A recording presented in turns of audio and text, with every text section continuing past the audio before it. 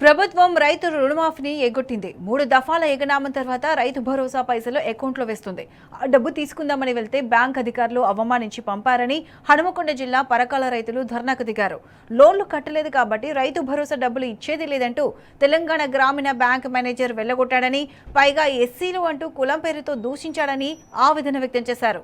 తమకు న్యాయం చేయాలని బ్యాంక్ ఎదుటనే నిరసనకు దిగారు రైతులు.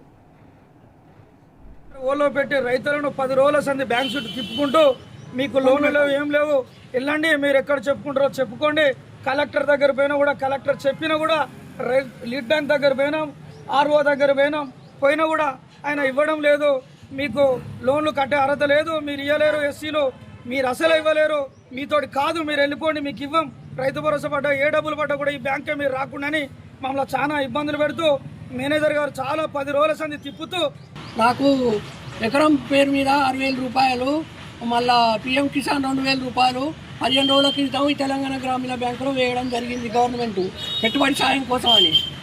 అయినా నేను 15 రోజుల నుండి బ్యాంక్ చుట్టూ తిరుగుతా అంటే ఎంత రిక్వెస్ట్ చేసినా కానీ ఇవ్వడం లేదు. నువ్వు బాకీ ఉన్నావు కదా, మాకు లోన్ బాకీ ఉన్నావు కదా, ఆ డబ్బులు కడితేనే నీకు రైతు బంధు పైసలు ఇస్తాం, లేకపోతే లేదు అని తిప్పించుకుంటాడు బ్యాంక్ చుట్టూ.